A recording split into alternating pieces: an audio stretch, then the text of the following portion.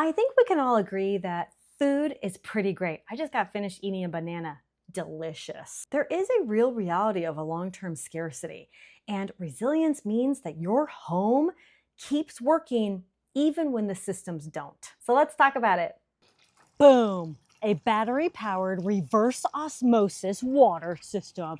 Dun, dun, dun, dun, dun, dun, dun, dun, dun, dun, dun, dun, dun. This is my rainwater collection system, which I am putting in this bucket, and I am purifying this. And I'm actually purifying because reverse osmosis is purifying. And you may be wondering, what's going on here, Morgan? Well, this is water that's coming out. This water from this side, the blue, is water for washing and cleaning and stuff like that. And then the one that's coming out, the white, is going into this jar. I put tape on here because the hose was being a spicy little devil. And anyway, there it is. Look how beautiful this water is. Oh my gosh, it's crystal clear glass water. It's beautiful.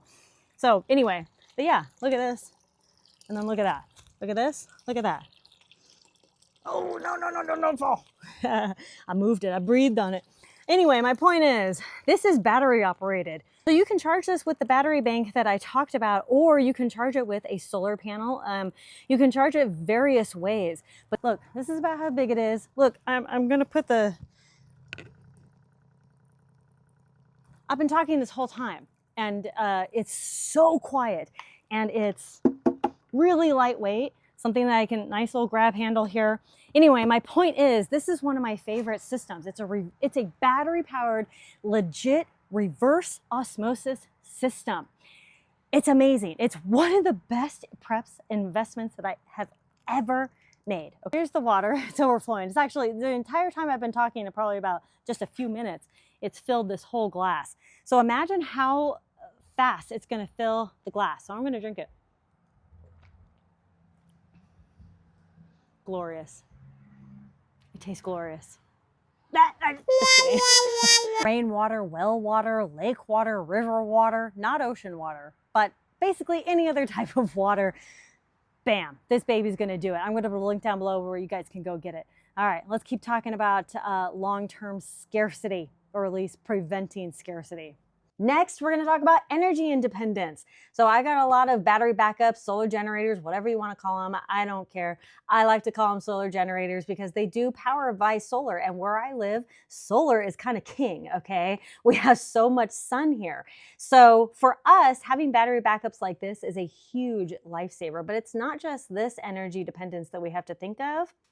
It's candles and having extra batteries, as well as rechargeable batteries to use with my battery bank, right? It's also flashlights and lanterns, things that you can recharge, but they also take batteries, right? It's also glow sticks and headlamps and that kind of energy independence. Of course, you could have like a standard gas generator. This is a dual fuel generator. We actually got this from Harbor Freight and we love it. It is pretty quiet. It comes with wheels, okay? We love it. This is the, Predator 5000. It's dual fuel, it's gas and propane, and we've used both. We've used the gas and propane.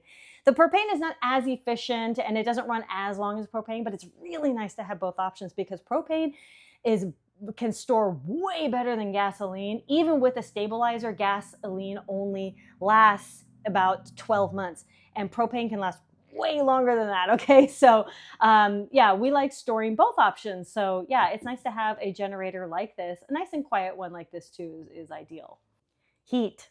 So for us, we do have a fireplace, but you know, most people know fireplaces aren't the most efficient thing to keep you warm. You could also put a tent in your living room, and that will definitely keep you a little bit warmer. It is amazing. You know, your body heat just in a tiny little enclosed space like the tent can make a world of difference. 0-degree bags. I will say 0-degree bags are one of the best investments we've ever made. Get 0-degree bags for you and your kids and everybody. You can use them as blankets if you want, but yeah, everybody, you need at least one 0-degree bag, or at least down to 20 degrees. And then you can use extra blankets and things like that if you need to. Having like a little Mr. Heater like this is also a really good option, especially for urban areas. You can crack a window if you like, but it runs on propane. But yeah, like I said, crack a window if you like, just for extra safety, but it is safe to use indoors. If you live in a colder area, much colder, that gets colder for long periods of time, a wood stove, of course, is a really great option. If you don't have a wood stove, I highly recommend investing in one. When we lived in Alaska, well, the first time we were there, we had a wood stove. Loved it. Second time we were there, we had an oil heater. Didn't like it. I mean, it was fine. It was good, and it, you know, was efficient, and it warmed the house and whatever. But what I didn't like is that I was dependent on oil. Okay, so with wood, we could go out and chop wood, right? We could go get the wood for our heat. So yeah, wood stoves are the bee's knees, and you should get a wood stove. Now, if you live in a warmer area like I do, I highly recommend multiple fans. You can do battery powered fans as well as fans that might plug into that battery inverter. But yeah, like this is also a solar powered fan. I recommend having a couple of these. I'm going to put a link down below to where you can get this for yourself, but I really recommend having one or two of these. These are fantastic. Look, I haven't even charged this in probably a year. Let's see, how do I turn it on? There. There. And it's still going. Look at that. I haven't even charged this in like a year, and it's still going. I don't know how long it'll go, but you know. Super mode. Anyway, this can power by the sun. Of course, you could also plug it into like your battery bank. If you live in a dry area, you can make something like this. If you live in a more humid area like we do, you can make something like this. Keep in mind that both of those systems do use a fan, so we'll need some sort of plug-in like for a generator or battery backup system, okay? Long-term preparedness also has to do with long-term security. So we really want to focus on protecting our home. So get these door and window alarms. They're going to make you a little bit more of a hard target. You could, of course, get a dog, which is great for alerts. You know what else is really good? Putting some Legos on the ground, things like that. You know, it never hurts. You want to make your home a hard target. Nobody wants to step on Legos. Okay, I'm just saying.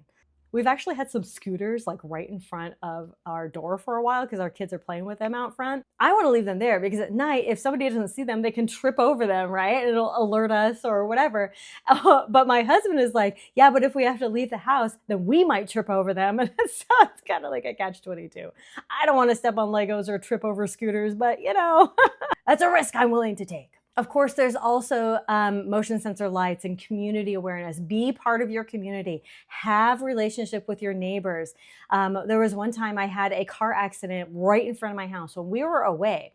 And our neighbor actually called us and said, hey, somebody just rowdy hit your car. And so we were like, oh my goodness, okay. And we came home and yeah, my car was totaled because some guy, he had just got out of surgery. Poor fella. He had just got out of surgery and he had was taking these medications and it made him real sleepy and he fell asleep at the wheel. He's okay. Everything is fine. But, you know, he shouldn't have been driving, of course, but everyone was okay. But my car was totaled. But, you know, of course I would have found out about that later. But it's like, what if my house was on fire? My neighbor could have been like, hey, your house is on fire. I called 911, but just so you know, like it's just these good things to know. Situational awareness is extremely important. Be aware of your neighborhood. Be aware of the people that live there. Be aware of the cars, all these things. You see the same things over and over again, and you start to realize what is off, right? Like what should not be there. And of course, we need to make sure that we have our personal protection as well as home protection. So whatever personal protection you are comfortable with, train with it, have it, carry it, have whatever necessary resources you need for that self-defense item, and just make sure you're ready. Because as much as I talk about community, there are also those evil people who will want to do evil things. Learn lots of different ways to cook from scratch, store the food, of course, store the water, have protection, get to know your community. So much that we can do to be prepared for a long-term potential scarcity. And don't be afraid to learn new skills. If you want to learn new skills, come on over to my Patreon. We are learning new skills every week. Yeah, that's right. Every single week, you're going to learn something new. For just $10 a month, you're getting huge value. Stop being afraid of learning new things. Stop being afraid of not knowing what to do. My Patreon is going to fix that for you. Of course, I really appreciate you being here watching my videos. Like, subscribe, and comment and let me know how you are preparing for potential long-term scarcity down below in the comments. Thank you all so much for watching. Conquer Tomorrow by Preparing Today. I'll talk to you later. Bye.